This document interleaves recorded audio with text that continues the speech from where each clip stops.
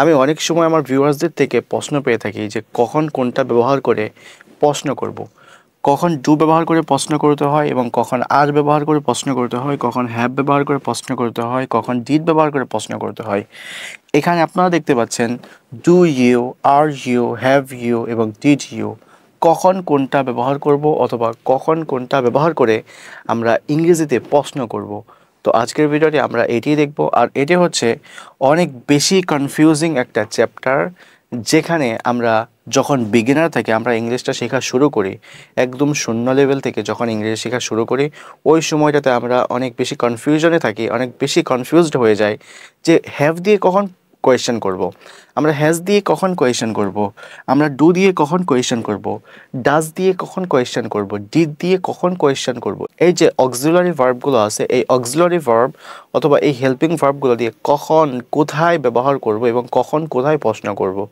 তো আজকের এই ভিডিওতে আমি এই চারটা দেখাবো, এই চারটার পাশাপাশি আরও কিছু এক্সাম্পল থাকবে, আরও কিছু দেখাবো, যার দ্বারা আপনার এই বিষয়টা একদম মাথার থেকে ক্লিয়ার হয়ে যাবে যে কখন কোনটা ব্যবহার করতে হবে এবং কোনটা দিয়ে প্রশ্ন করতে হবে। সো চলুন এখন আমরা ক্লাসটি শুরু করে দিই। ক্লাসটি শুরু করার পর ব্যক্তি কথা না বললে নয়, যদি আপনি আমাদের চ্যানেলে নতুন হয়ে থাকেন এবং আমাদের ফেসবুক পেজে যদি নতুন হয়ে থাকেন, please do not forget to follow our Facebook page and don't forget to share our videos and please subscribe our channel and turn on the notification. So let's begin.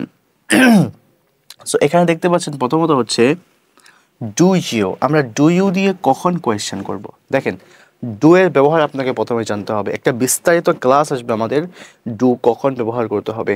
আপনি যদি এটা জেনে যান যে ডু কখন ব্যবহার করতে হবে, তাহলে আপনার তো এটা একদম ক্লিয়ার হয়ে যাবে যে ডুটা এই ক্ষেত্রে ব্যবহার হবে, এই ক্ষেত্রে ব্যবহার হবে, এটার জন্য ব্যবহার হবে। তখন এই যে আপনার যে একটা আলাদা একটা কোয়েশ্চেন, আলাদা একটা কনফিউশন যে ডু দিয়ে কখন কোয়েশ্চেন করব, সেটাও আপনার ক্লিয়ার হয়ে যাবে।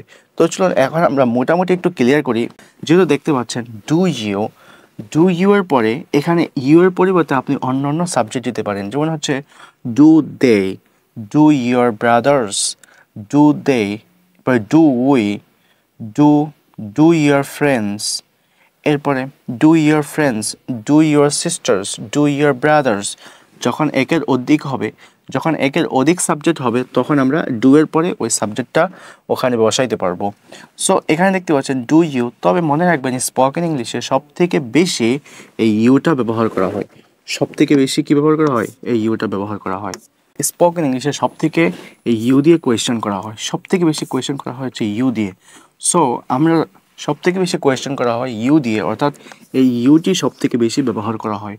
তো এখন এখানে দেখতে পাচ্ছেন ডু ইউ, আপনি কি করবেন এরকমভাবে ইউর পরিবর্তে আপনি বলবেন do they, do we, do your brothers, do your sisters. এইভাবে আপনি অনেকবার পড়বেন এবং সেগুলো আপনি মুখস্থ করে ফেলবেন।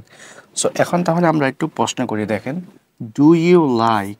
এখন এই যে লাইকটা, এই লাইকটা হচ্ছে দৈনন্দিন জীবনে আমরা যে কাজগুলো করে থাকি, যেমন লাইক হচ্ছে একটা পছন্দ করা। আচ্ছা, লাইকের পরিবর্তে আমি বলতে পারি speak, do you speak. Speak মানে হচ্ছে বলা, ইংরেজিতে কথা বলা। তুমি কি ইংরেজি বলতে পারো? ডু ইউ স্পিক ইংলিশ, অথবা তুমি কি ইংরেজিতে কথা বলো।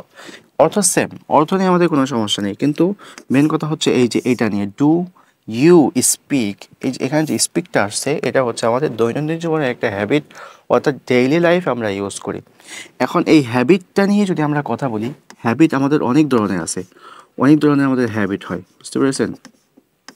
তো যেমন হচ্ছে এক ধরনের হ্যাবিট হচ্ছে যে হ্যাবিটটা আমরা মানুষরা তৈরি করে থাকি, আমাদের নিজেদের তৈরিকৃত একটা হ্যাবিট। আরেকটা হ্যাবিট হচ্ছে যেটা সবার একটা হ্যাবিট, সবারই হ্যাবিট, যে হ্যাবিটটা সবার আছে।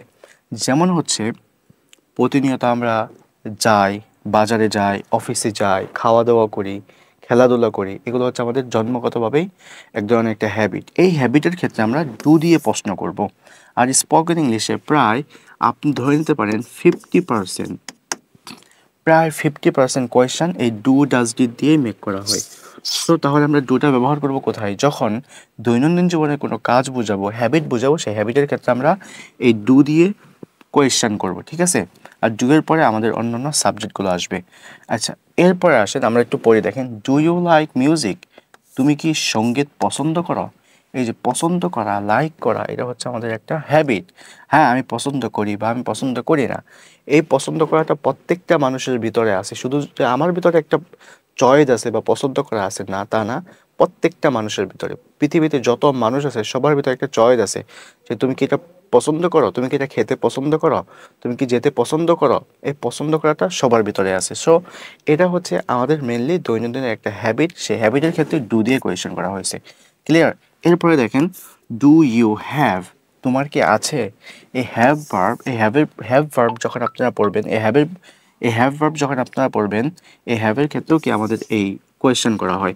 কোয়েশ্চেন করার ক্ষেত্রে আমরা ডুটা প্রথমে নিয়ে আসবো, যে do you have a pen, তোমার কি একটি কলম আছে, তোমার কি একটি কলম আছে।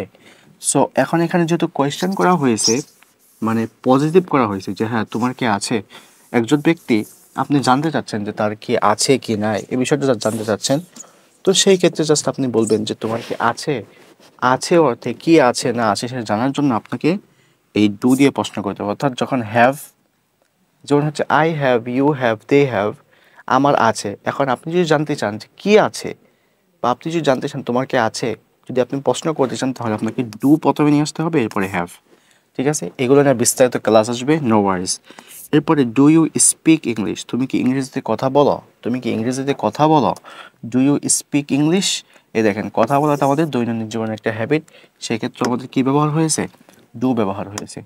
সো এখন আসেন আমরা একটু নেক্সট পেজে যাই।